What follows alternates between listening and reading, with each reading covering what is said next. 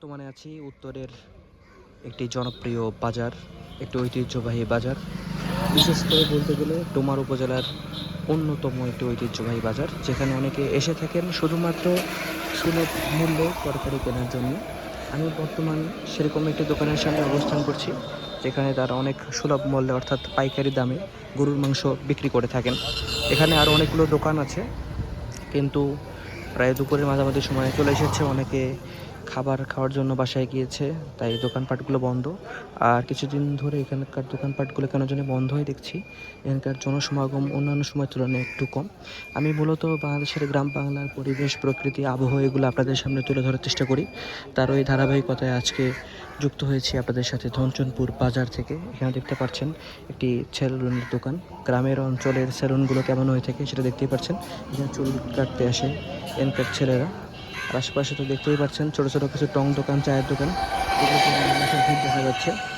আর বর্তমানে যে রাস্তায় দাঁড়িয়ে আছি, এটা মির্জাগঞ্জ চিলাহাটি বা মির্জাগঞ্জ ডোমার বা ডোমার চিলাহাটি প্রধান সড়ক।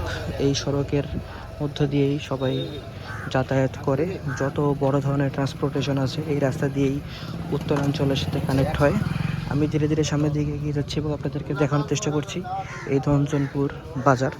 এই বাজারের ঠিক পাশেই আছে ছোট ছোট দুটি শিক্ষা প্রতিষ্ঠান, যেখান থেকে এখানে সবাই উচ্চশিক্ষিত হয়ে বিভিন্ন জায়গায় বর্তমানে আছেন। বর্তমানে আছে এর সেন্ট্রাল পয়েন্টে, যেখানে কিছু মানুষ ভিড় করেছে।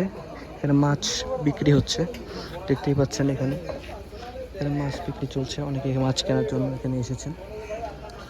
আর সামনের যে জায়গাটা, এখানে তো প্রচুর দোকান দেখতে পাচ্ছেন। অন্যান্য দিনের তুলনায় আজকে ভিড় খুবই কম। আপনাদের সামনে আমি তুলে ধরার চেষ্টা করছিলাম বিষয়টা, কিন্তু আজকে প্রখর রোদ, গ্রীষ্মকালের সময় যেহেতু চলছে, তাই এখানে কাঠফাটা রোদে কেউ বাইরে অবস্থান করছে না। আর এই বাজারটাও দৈর্ঘ্য প্রস্থে খুব একটা বড় নয়। গ্রামের বাজারগুলো সচরাচর এমনটা হয়েই থাকে। কিছু কিছু বড় বাজার আছে যেগুলো একটু ব্যতিক্রম, সেগুলোতে সচরাচর গরুর হাট বসে, জন্য বাজারগুলো বড় হয়ে থাকে।